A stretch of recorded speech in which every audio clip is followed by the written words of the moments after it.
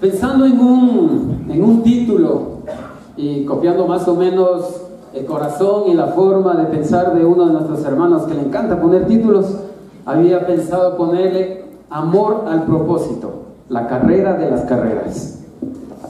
Y pues la Biblia dice en el versículo 1: después de separarnos de ellos, zarpamos y navegamos directamente a Cos. Al día siguiente fuimos a Rodas y de allí a Pátara. Como encontramos un barco que iba para Fenicia, subimos a bordo y zarpamos. Después de avistar Chipre y de pasar al sur de la isla, navegamos hacia Siria y llegamos a Tiro, donde el barco tenía que descargar. Allí encontramos a los discípulos y nos quedamos con ellos 7 días. Ellos, por medio del Espíritu, exhortaron a Pablo que no subiera a Jerusalén. Hasta ahí. Y pues, ¿qué significa esto del amor al propósito? Yo he visto más en esta escritura cómo Pablo quiere o está viendo el amor que los hermanos le tenían. Pero desde el versículo 1 veo como ellos significan los ancianos de Éfeso. Y eso podemos verlo en Hechos 20, 17 a 38. Pablo estaba refiriéndose a los ancianos. Antes de despedirse les recomendaba tantas cosas como pudimos estudiar eso en Hechos 20. Que se portaran, que él había sido un ejemplo para todos. Y que, bueno, en fin, habían tantas cosas de las que él había hablado con estos ancianos y que estaba diciéndoles qué debían hacer, qué cosas o cómo Pablo se había comportado en medio de ellos. En el versículo 2 prácticamente encontraban lo que necesitaban: un barco o lo que sea, si había un vehículo. Su fin era llegar a Jerusalén. Dios disponía y dispone todo lo necesario según su voluntad. Dios dará lo que haga falta para que se cumplan sus propósitos, hermanos.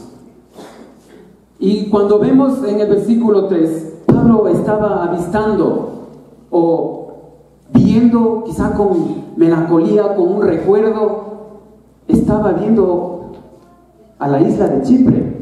Y eso vemos en Hechos 13:4. Dice que en esa isla había un gobernador llamado Sergio Paulo. No sé si lo recuerdan. Este gobernador, quería escuchar las palabras que estaba predicando Pablo. Pero ahí en esa isla, en ese palacio, había un hechicero llamado, o mejor dicho, apodado Bar Jesús, que significa Elimas, o su nombre era Elimas. Este hombre, este brujo, estaba metiendo como cizaña ahí al gobernador. Y Pablo le dice: ¿y hasta cuándo vas a estar torciendo los caminos del Señor? ¿Recuerdan esa parte? ¿Hasta cuándo vas a torcer? Y el hechicero quedó ciego, completamente ciego, y eso fue lo que le llamó como la atención a este gobernador. Hermanos, a pesar de las múltiples circunstancias, problemas o obstáculos que hayan, en Chipre había un pueblo de Dios.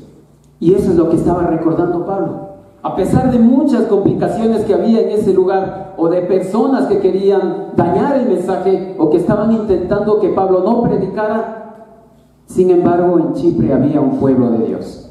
Eso es lo que recordaba. En el versículo 4, siempre encontraban, mis hermanos, y siempre vamos a encontrar, si estamos predicando su palabra, siempre vamos a encontrar lo que necesitemos, porque Dios lo va a proveer. Y esto es algo que hemos visto regularmente en este tiempo, en mi familia, con mi esposa y con un grupo de amigos. Siempre que queremos predicar su palabra, hay cosas que Dios está proveyendo. Y claro, y estos hermanos dicen que lo estaban exhortando a que no fuera a Jerusalén. Pero sin embargo Dios estaba proveyendo todo para que él fuera hasta Jerusalén. Y exhortar significa incitar o tratar de convencer a otra persona de hacer alguna u otra cosa, como incitándolo: por favor no vayas, Pablo, mira que allá puedes morirte o te van a matar y pues ¿quién nos va a predicar? Veremos más adelante lo que significa.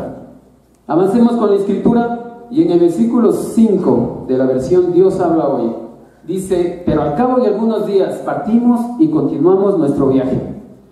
Todos los discípulos, incluso las mujeres y los niños, nos acompañaron hasta las afueras de la ciudad. Y allí en la playa nos arrodillamos y oramos. Pablo diría: gracias por sus palabras, hermanos, pero hay una misión que debo cumplir. Sin embargo, él estaba observando, viendo, sintiendo ese amor de estos discípulos. Pablo estaba seguro para qué había sido llamado. Y quiero recordarles una escritura que está en Hechos 9:15 que dice: Jesús le dijo a Ananías: ve, porque ese hombre es mi instrumento escogido para dar a conocer mi nombre a todas las naciones y a sus reyes, como al pueblo de Israel. Yo le mostraré cuánto tendrá que padecer por mi nombre. Lo que pienso es, Pablo no estaba huyendo a su misión, a su propósito, y venía preparándose para lo que le estaba deparando ya pues el futuro inmediato. Cuando estamos estudiando, por ejemplo en la facultad, a los estudiantes, si pasamos de un tercer, quinto semestre, ya sabemos lo que vamos a hacer en la vida. Y cuando son ingenieros les dicen cuasi ingenieros, porque están casi ya con una carrera prácticamente en la mitad del bolsillo. Y Pablo sabía lo que iba a pasar, porque precisamente por todas estas cosas él debería pasar. Ya había vivido tantas situaciones, sufrimientos, gente que lo golpeaba, que lo lastimaba, que lo hería con palabras. Pero todos sabemos qué es lo que vamos a hacer en nuestra vida si nos estamos preparando para algo. Y Pablo eso lo tenía bastante consciente. No era menos para Pablo, habiendo visto el poder de Dios, resucitando gente, curando enfermedades, viendo cómo se levantaba gente para seguir predicando la palabra, gente como Pirro, como Timoteo, como Damaris, Dionisio, Lidia, en fin, cuántas personas, cuántos hombres y mujeres en el camino de varias ciudades se iban convirtiendo, y esta gente iba cuidando de esos lugares en donde la palabra era sembrada. Estaba muy consciente de que estas personas no eran transformadas por sus palabras, eran transformadas por el poder de Dios, porque su poder lo hacía todo. ¿Cómo negarme a hacer la voluntad a la que fui llamado?, diría Pablo. Luego de despedirnos, versículo 6, subimos a bordo y ellos regresaron a sus hogares. Aquí, hermanos, vemos también la gratitud de los hermanos de Tiro con Pablo. Cuán agradecidos eran estos hermanos con Pablo. ¿Quién quiere que muera un hombre justo? Y claro, ellos tenían delante de sus ojos a un hombre justo, a un hombre que tenía un corazón para transmitir las palabras de Jesús y su propósito. Y lo que ellos decían prácticamente era: Pablo, cuídate, o sea, no vayas a dar papaya, más bien protégete. En el versículo 7, y avanzando, porque tenemos mucho todavía, nosotros continuamos nuestro viaje en barco desde Tiro y arribamos a Tolemaida, donde saludamos a los hermanos y nos quedamos con ellos un día. Al día siguiente salimos y llegamos a Cesarea y nos hospedamos en casa de Felipe el evangelista, que era uno de los 7. Este tenía 4 hijas solteras que profetizaban. ¿Qué es un evangelista? Pues, hermanos, un evangelista es Felipe, tal como es él. Fue escogido por la comunidad para servir las mesas, y eso vemos en Hechos 6, 4, 6. En el tiempo de la persecución de la iglesia, cuando todos los discípulos de Jerusalén fueron esparcidos, él fue a Samaria, donde predicaba con gran poder, bautizando a tanta gente y convirtiendo a un hombre de Etiopía, a un africano. Y vemos cuánto Dios pudo utilizar a Felipe en su tiempo. Dios utilizó a este hombre para salvar muchas almas en su tierra.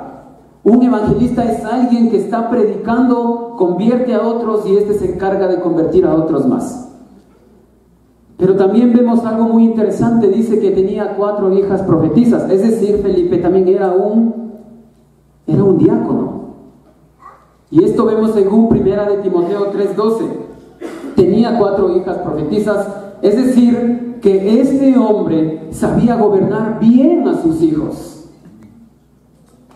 No, ese es el momento como de predicar, ¿no? Y pues si nosotros predicamos, hermanos, la palabra, y esto es para los discípulos, y somos casados, tenemos familia, somos evangelistas de verdad, no solamente por pararnos delante, dar un estudio bíblico y transmitir lo que Dios quiere. Nosotros somos evangelistas, cada uno, aunque sea sin título, porque estamos hablando las palabras de Cristo y transmitimos el plan de Dios a la gente.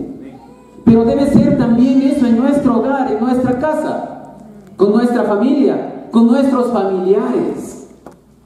¿Por qué no hay poder en las cosas que hablamos? ¿Por qué no hay un buen resultado de cuando estudiamos la Biblia con alguien, transmitimos o predicamos? Porque Dios sabe ver el corazón profundamente. Y les pido que veamos eso siempre si vamos a predicar. Que veamos lo profundo de nuestra vida. Y Dios va a hacer la tarea, por supuesto, porque Él trabaja desde adentro, no desde las cosas que vemos afuera. Y creo que es una muy buena manera de encontrar esta palabra, porque yo me he dado cuenta en mi vida cuando no estoy siendo evangelista. Si hay un conflicto en mi casa y todo lo demás, a veces como que no quisiera salir a conversar con nadie, con un discípulo o con cualquier persona, porque prácticamente sé que Dios no va a hacer un buen uso de las palabras que yo vaya a decir. Y cuando he ido a veces a hablar, tiempo discipulado, he salido más bien discipulado yo mismo, porque me pregunto a mí, pero estoy diciendo cosas con las que no estoy siendo ejemplo, y me lleno de vergüenza. Y ese rato prefiero parar cualquier estudio que esté dando o cosa por el estilo, y más bien ser vulnerable con lo que me pasa en mi vida, con lo que estoy pasando en ese momento, si pasa algo en mi trabajo, mis hijos, y prefiero limpiar el corazón. Y creo que eso es lo que hacía Felipe. No era un hombre que tenía 5 años o 10 años de convertido, él era un hombre que caminaba desde antes con Jesús. Así alguien calladito, no era uno de los apóstoles para nada. Este hombre era el que había sido escogido para, como decir ahora, como para la junta administrativa. Él era el que servía las mesas. Pero Dios lo había utilizado de alguna forma. Desde mucho antes Dios lo estaba utilizando. En el versículo 10 dice: llevamos allí varios días cuando bajó de Judea un profeta llamado Ágabo. Este vino a vernos, y tomando el cinturón de Pablo, se ató con él de pies y manos y dijo: así dice el Espíritu Santo,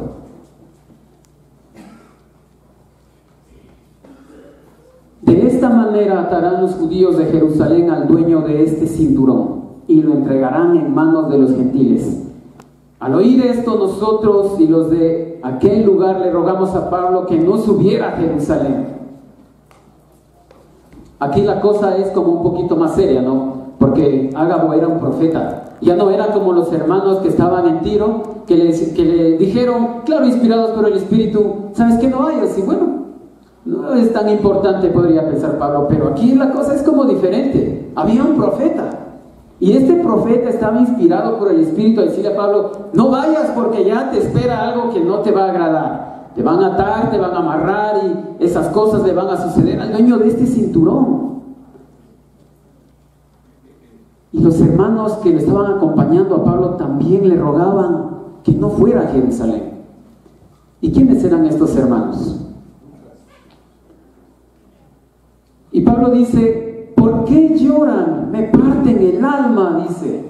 Respondió Pablo: por el nombre del Señor Jesús, estoy dispuesto no solo a ser atado, sino también a morir en Jerusalén. Pablo no se hacía el super macho o el super hombre o el super saiyajin, nada de esas cosas. O porque quería dejar un super ejemplo a los discípulos que estaban con él. Para nada. Y estos hombres que estaban con él, para recordar un poco, era Sópatro, Pirro, Aristarco, Segundo, Gayo, Timoteo, Títico, Trófimo y Lucas. Eran hombres que estaban prácticamente evangelizando. Eran los líderes o los diáconos de las iglesias donde Pablo había sembrado la palabra. Pablo tenía presente lo que debía hacer, sin embargo, también tenía presente lo que le pasaría. Y ¿saben qué? Pablo tenía en mente algo bastante profundo con él. Y en el versículo 22 de Hechos 20, quisiera que por favor vayamos para allá. Quisiera compartirles que recordemos algo muy interesante que Pablo decía.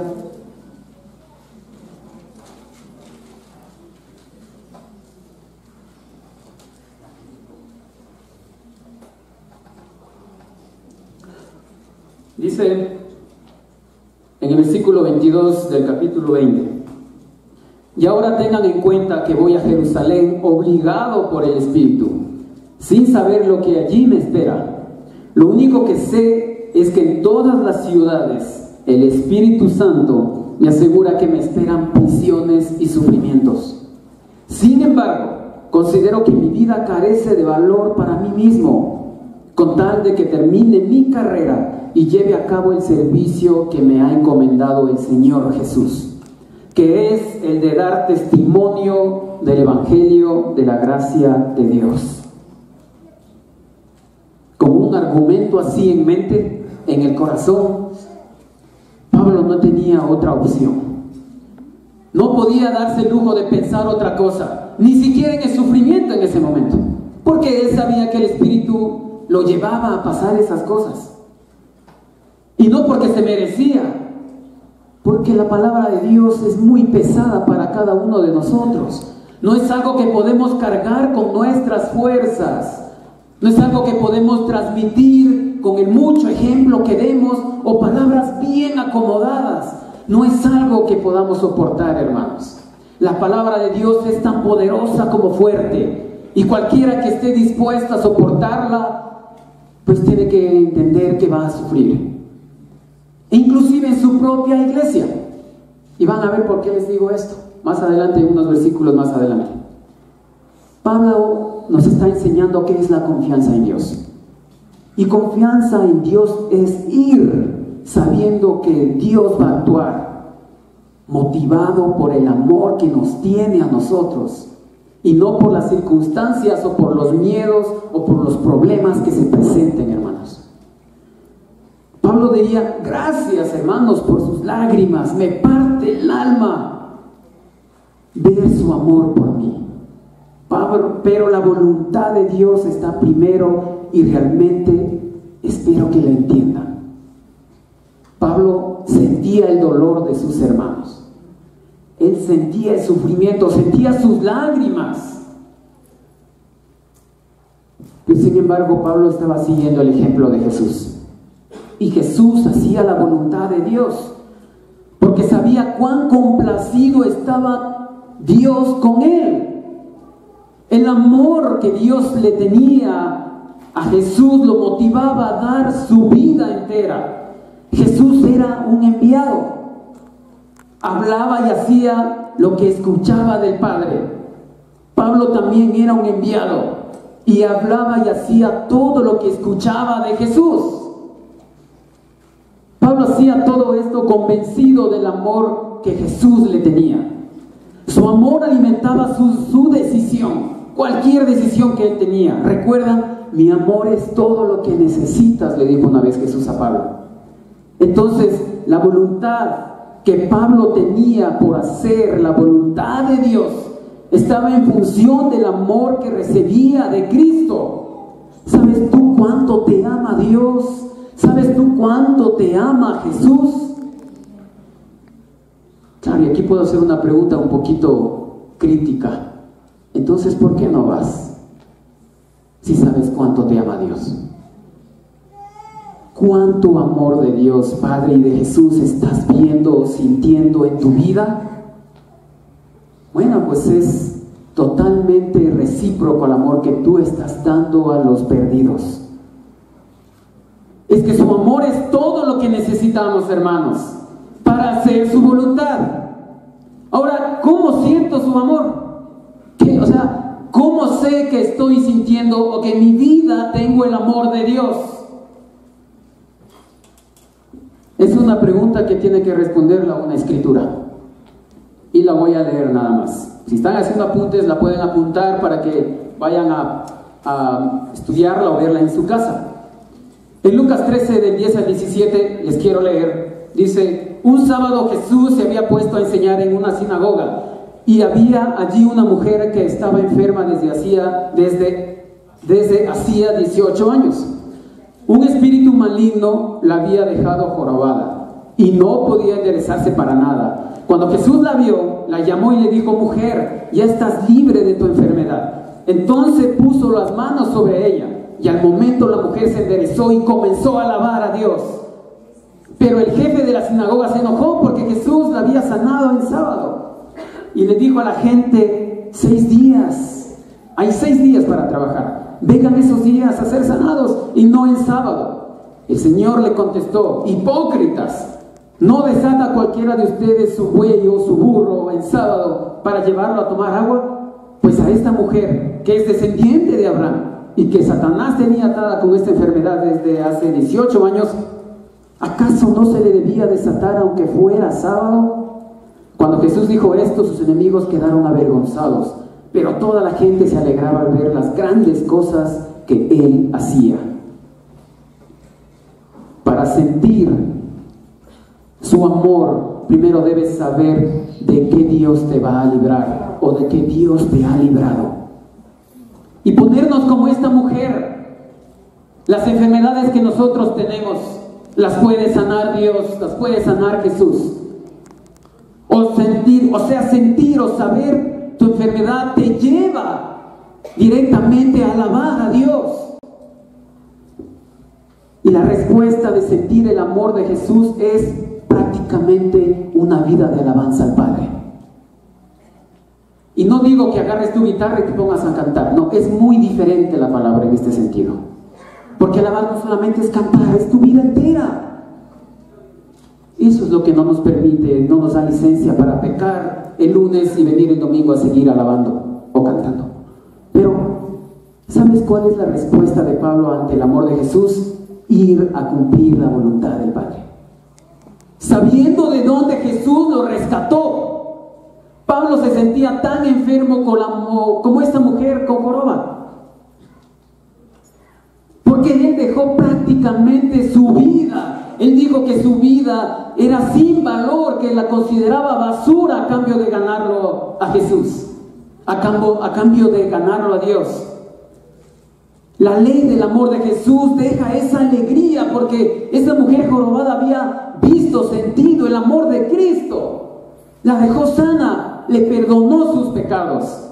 A Pablo le daba plena seguridad y confianza el hecho de estar haciendo lo que hacía. Pues porque muchas veces había visto la mano de Jesús, y Jesús hablándole tantas veces, él oraba.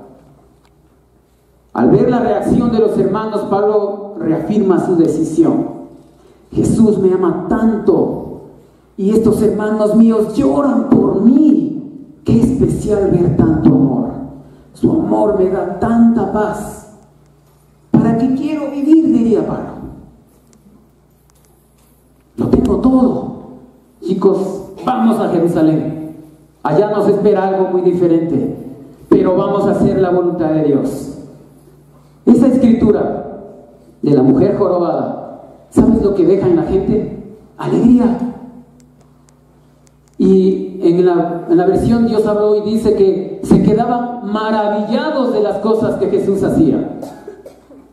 ¿Cuánta gente queda maravillada cuando nosotros somos vulnerables, amigos?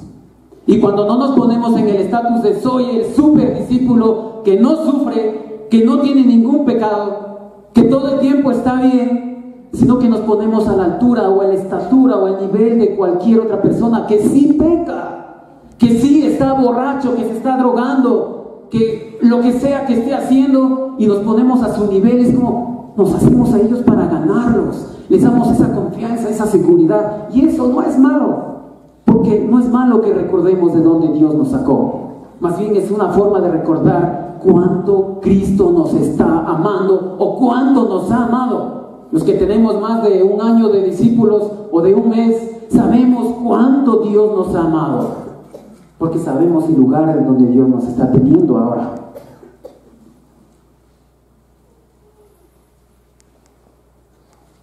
Como no se dejaba convencer, discípulo 14, desistimos, exclamando: que se haga la voluntad del Señor. O sea, es muy diferente predicar sobre esto, pero yo me imagino cómo estaría Pablo hablando con ellos. Para que estos hombres terminen diciendo, pues que se haga la voluntad del Señor. Por todo lo que vemos, por todo lo que hemos visto que tú haces, qué forma tan animante de terminar una plática o un tiempo pesado, diferente o de muchas emociones. Que se haga la voluntad de Dios. Esas son palabras de alguien que ha visto la voluntad de Dios en su vida. En el versículo 15, después de esto acabamos los preparativos y subimos a Jerusalén. Decisiones. Algunos de los discípulos de Cesarea nos acompañaron y nos llevaron a la casa de Mnasón, donde íbamos a alojarnos. Este era de Chipre y uno de los primeros discípulos. En el versículo 17, cuando llegamos a Jerusalén, los creyentes nos recibieron calurosamente. Al día siguiente Pablo fue con nosotros a ver a Jacobo. Jacobo es el hermano de Jesús, y todos los ancianos estaban presentes.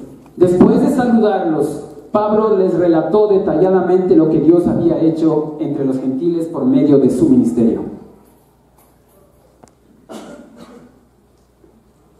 Al oírlo, alabaron a Dios, versículo 20. Luego le dijeron a Pablo: ya ves, hermano, cuántos miles de judíos han creído, y todos ellos siguen aferrados a la ley. Aquí es un poco extraño estaban recalcando algo pero con una diferencia de lo que Pablo estaba haciendo, ¿no?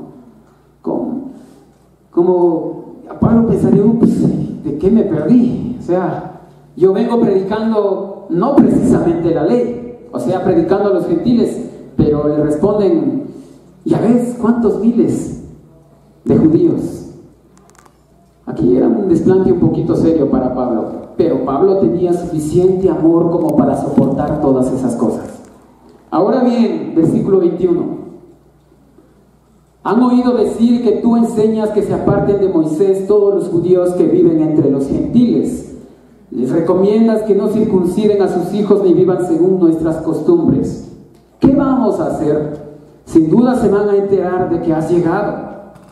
Pablo, callado, acepta cada cosa que le dicen, ¿no? Pero su finalidad era hacerse realmente como los judíos. Lo vamos a ver más adelante.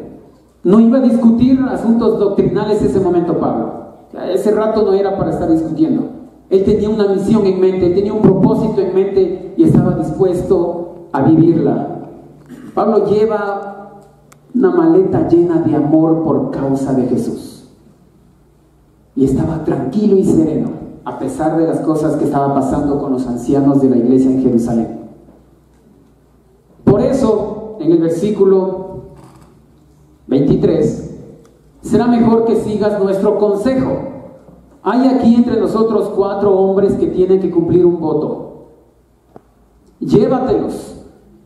Toma parte en sus ritos de purificación y paga los gastos que correspondan al voto de rasurarse la cabeza. Así todos sabrán que no son ciertos esos informes acerca de ti, sino que tú también vives en obediencia a la ley.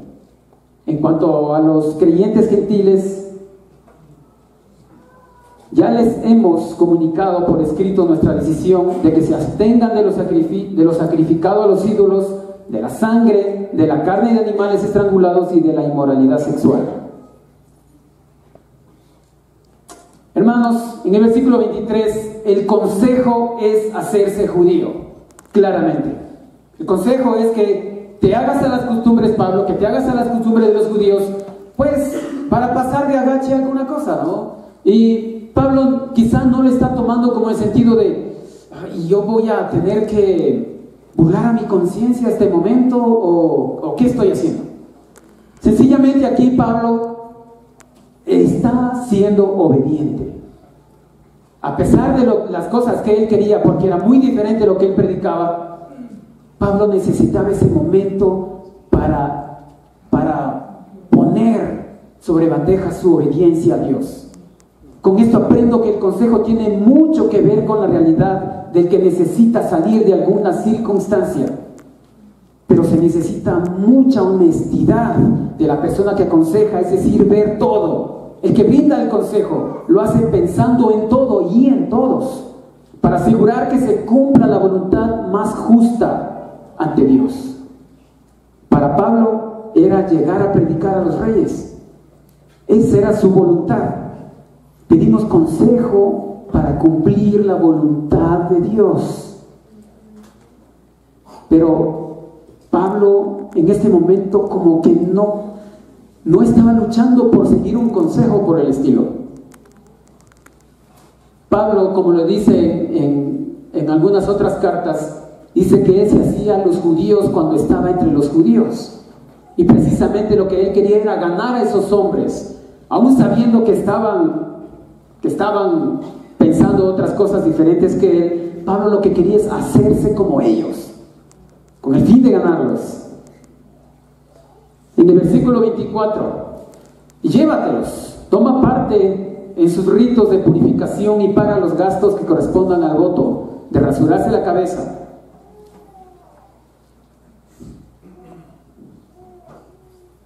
Pablo no tiene ninguna objeción por el estilo, solo obedece y no quiere ser piedra de tropiezo, hermanos, para ningún judío.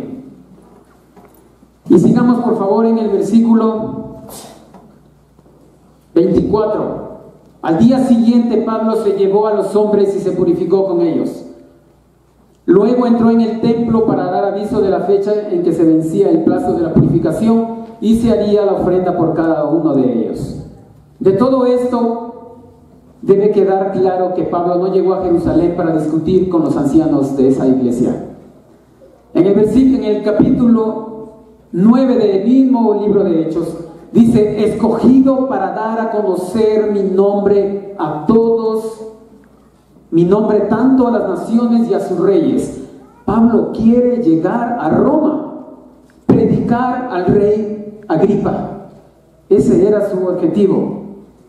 Así que él obedecía, no tenía ningún problema con cada persona, con nada, con nadie. Seguía el consejo de los ancianos de Jerusalén. Tengo un propósito para estar aquí, pensaría Pablo, y no va a ser tumbado por cualquier cosa que yo esté pensando o que ellos me estén diciendo. Pablo no quiere discutir porque tiene claro, perfectamente claro su propósito. Pablo no busca argumentos en Dios para confrontarlos, porque tiene claro su propósito. Porque cuando tenemos claro el propósito de Dios, nuestro ser no se considera importante.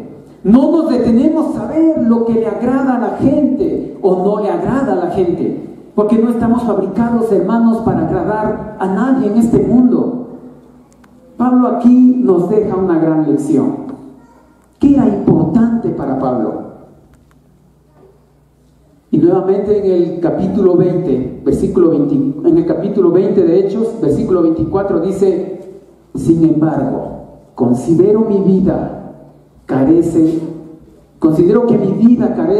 de valor para mí mismo, con tal de que termine mi carrera y lleve a cabo el servicio que me ha encomendado el Señor, que es el de dar testimonio del Evangelio de la gracia de Dios.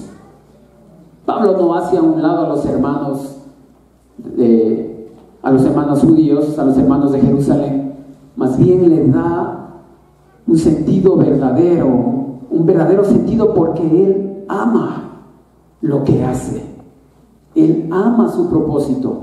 Y cuando amamos algo que tenemos en mente, lo defendemos y no sobresalen nuestras actitudes, nuestra forma de pensar. No estamos chocando con los hermanos, no estamos peleando con los hermanos. No es que Pablo quería salir discutiendo, que tenía mucho para hablar, porque ya había hablado antes con Pedro, ¿recuerdan? En Hechos mismo. Pero sin embargo, aquí yo veo que brilla mucho es el corazón del amor que él tenía a su propósito. Discípulos de Jesús, ¿quieres darle un propósito a tu vida? Ama primero el propósito de Cristo, para que entiendas cuál es el propósito de su amor hacia ti y el propósito de su amor hacia tus hermanos. Mira el ejemplo de los hermanos de Pablo. Lloraban a moco y baba por él, porque pensaban que lo iban a perder. Tenían mucha tristeza, pero eso es cuánto amor tenían por Pablo. Terminaron entendiendo y amándolo aún más, porque les dejó una gran lección. A la gente de Tiro, de Berea, y a ellos les estaba predicando Pablo. Y estas palabras no solamente son para la gente de Tiro, ni de Berea, ni de Tesalónica, ni de Macedonia, es también para los hermanos en Quito, para los hermanos de Guayaquil, para los hermanos de Esmeraldas. ¿Qué estás dispuesto a hacer por el propósito del Señor?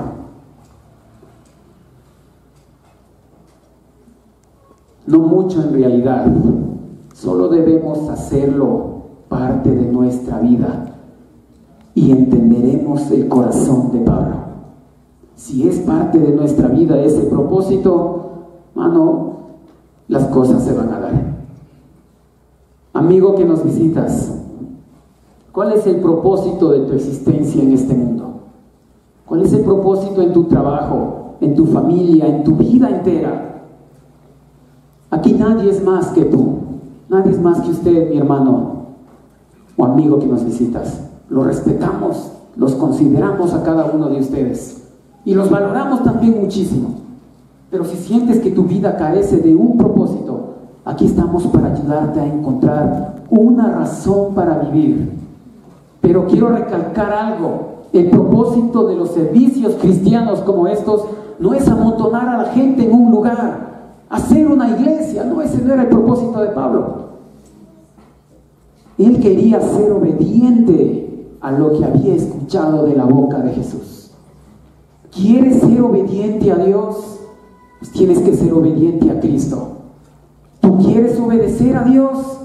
Pablo sabía que solo así terminaría su carrera y obtendría el premio. ¿Cuál es el premio de Dios?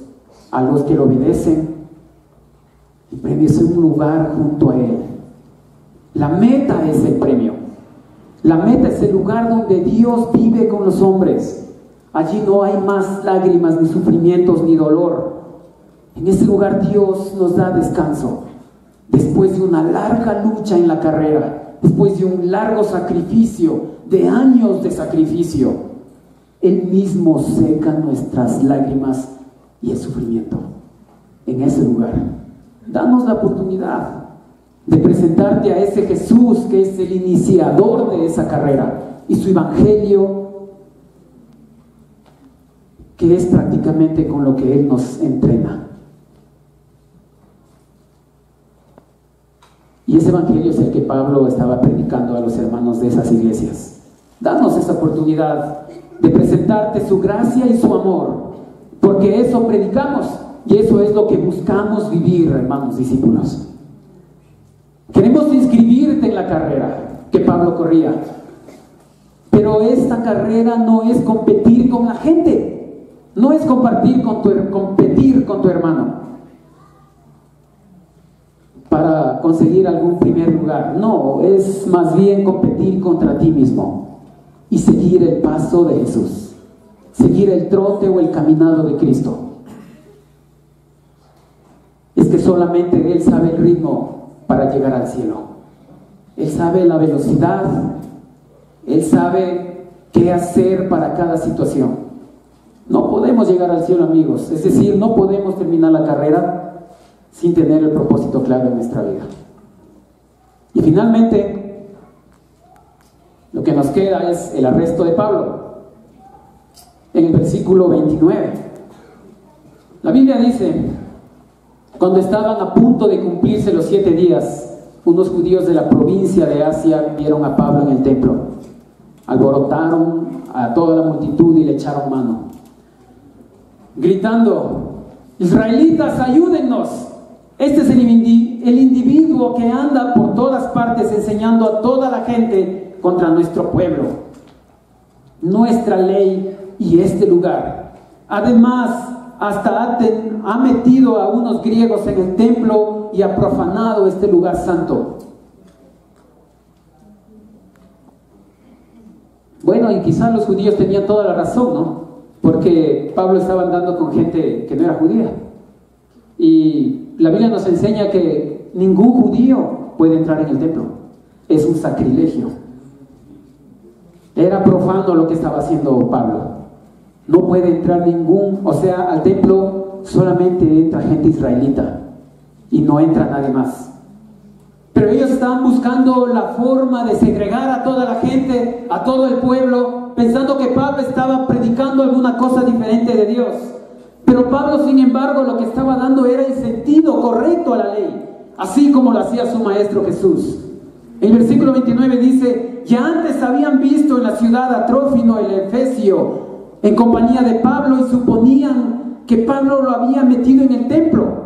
Toda la ciudad se alborotó, la gente se precipitó en masa, agarró a Pablo y lo sacó del templo a rastras, e inmediatamente se cerraron las puertas. Estaban por matarlo cuando se le informó al comandante del batallón romano que toda la ciudad de Jerusalén estaba amotinada. Enseguida tomó algunos centuriones con sus tropas y bajó corriendo hacia la multitud. Al ver al comandante y a sus soldados, los amotinados dejaron de golpear a Pablo. El comandante se abrió paso, lo arrestó y ordenó que lo sujetaran con cadenas. Luego preguntó quién era y qué había hecho. Entre la multitud cada uno gritaba una cosa distinta. Como el comandante no pudo averiguar la verdad a causa del alboroto, mandó que condujeran a Pablo al cuartel. Cuando Pablo llegó a las gradas, los soldados tuvieron que llevárselo en vilo, es decir, alzado, debido a la violencia de la turba. El pueblo en masa iba detrás gritando: ¡que lo maten!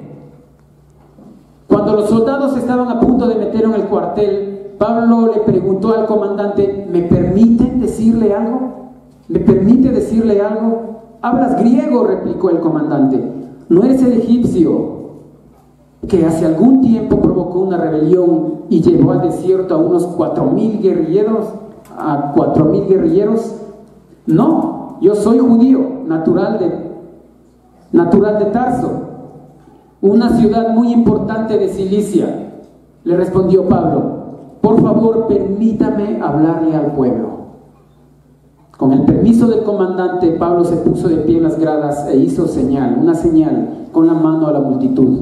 Cuando todos guardaron silencio, Pablo les dijo en arameo, y ahí se terminó. Continuará. Y, hermanos, esta última porción de la escritura de este capítulo muestra claramente cómo la gente se puede poner de cizañosa contra alguien que está predicando la verdad. Y pues, si le sucedió a Pablo en aquel tiempo, mira cuánto te puede suceder a ti si estás predicando la verdad, si estás predicando el evangelio de Jesús. ¿Cuántas personas se pueden amotinar contra ti o buscarte problema, o cada situación se puede reunir, juntarse para hacerte las cosas difíciles? ¿Cuántas cosas se pueden hacer? Enfermedades, cuántas situaciones, deudas, cuántos problemas podemos tener en nuestra vida, y cuántas cosas